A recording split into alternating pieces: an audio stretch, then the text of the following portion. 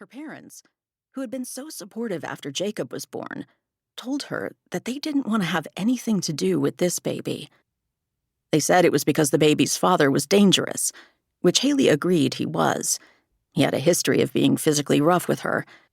But Haley thought it might also have been because the baby's father was black. Whatever their reasons for refusing to help, the result was the same. Haley's support network was thin, her bank account was empty, and her housing prospects were few.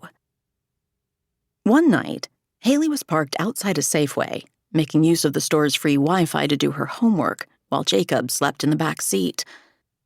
I just suddenly burst into tears, she remembered. I just realized I couldn't take him. I couldn't take care of him.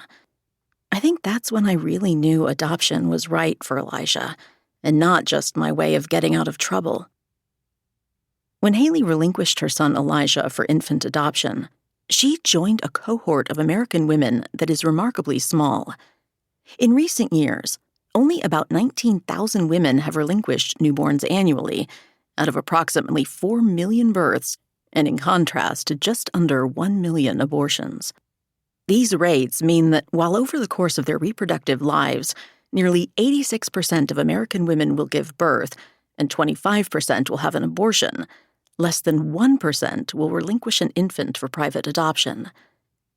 Yet the discourse around adoption, in our politics, in our popular culture, in how we think about family building broadly, gives the decisions of these comparably few women an outsized role in American ideas about pregnancy, reproductive choice, and motherhood.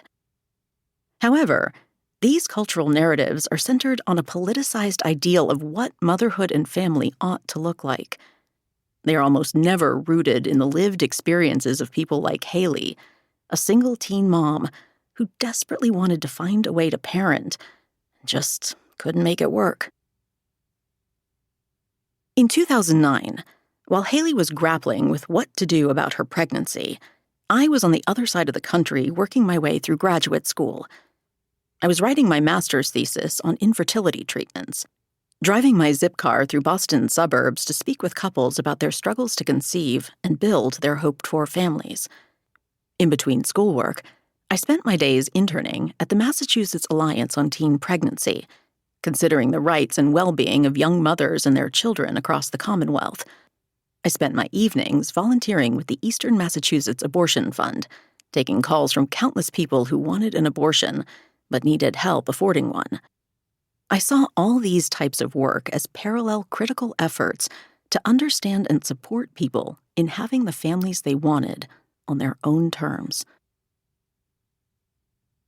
Just a few years earlier, in 2006, Ann Fessler's The Girls Who Went Away, The Hidden History of Women Who Surrendered Children for Adoption in the Decades Before Roe v. Wade, had been published, opening the eyes of many in my academic and advocacy circles to the grim realities of adoption in decades past.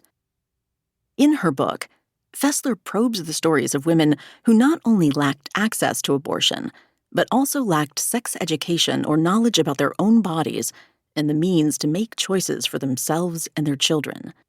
For these women, adoption was often coercive, always secretive, and unambiguously traumatizing.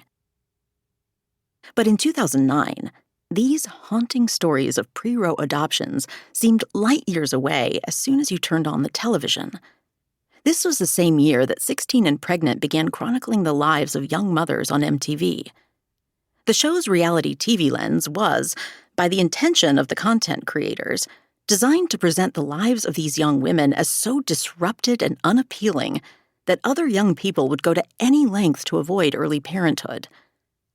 The one exception to this dismal portrayal in that first season was the story of Caitlin and Tyler, a teen couple who relinquished their daughter Carly for adoption.